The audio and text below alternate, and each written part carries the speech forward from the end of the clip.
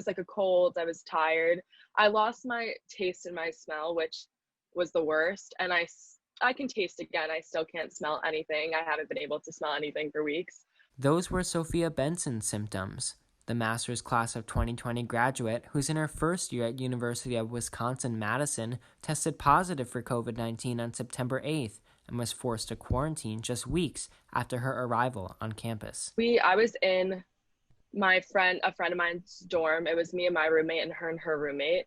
And we were all just like sitting and talking in her dorm. And then we got back to our room. The next day we got a text message that our friend whose dorm we were in tested positive. After 2 negative tests and quarantining in their dorm room, Benson and her roommate thought they were in the clear.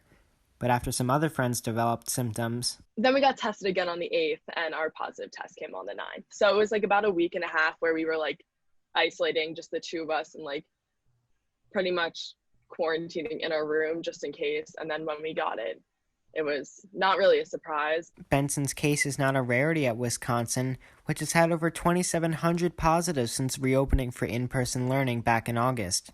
The school, which was forced to put 2 freshman dorms on lockdown and revert to online classes, didn't require students to get tested before they arrived. We were just required to get one like the day of our move-in, and that test ended up coming back like 3 days later for me. And I was negative when I got there, but had I been positive, like I would have spread it to everyone I met those first 3 days.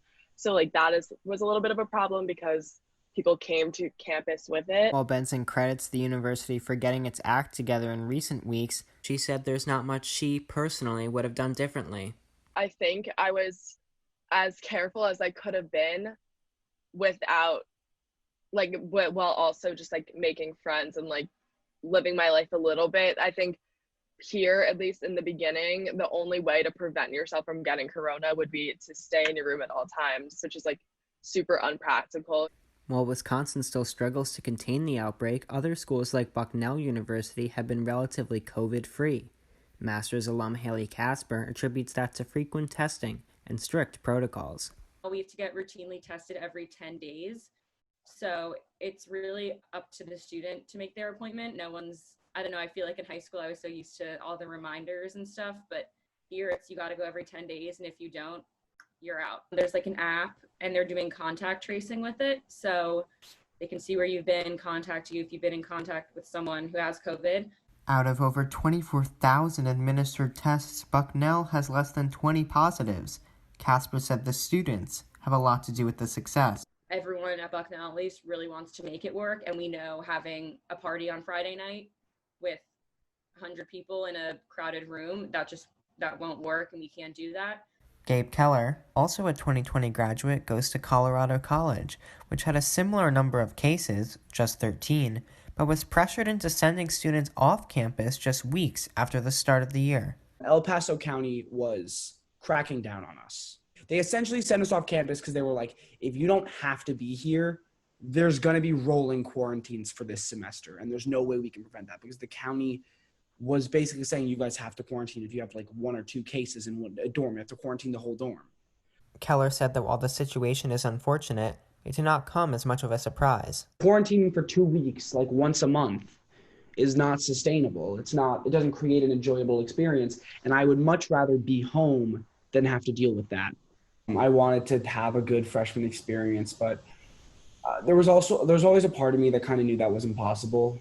Being at home was exactly what Brian Margolis didn't want. When Lafayette College, his intended school, committed to remote learning, Margolis decided to look elsewhere. I didn't want to defer because I had already spent second semester of my senior year at home online.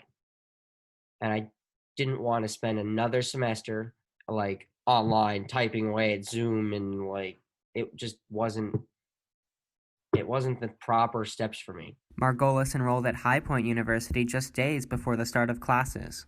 He said he has no regrets, but concedes the COVID-19 protocols are few and far between. There were not really any protocols other than wear a mask. And they don't test us unless you have symptoms. So there could be a bunch of asymptomatic cases walking around right now that we don't know about. Every day I step out of my room, it's a risk. But it's a risk he's willing to take. If I get it, and have to quarantine here, I'd be fine with that because it means I can get it over with and I won't risk exposing family members. Benson believes this feeling is mutual among college students. Well, it's just like weird to think that like I spent 6 months of my life like trying so hard not to get a virus and like got it like 2 weeks into school. It's a very different mentality, especially when it started to spread and certain people's like friends started getting it.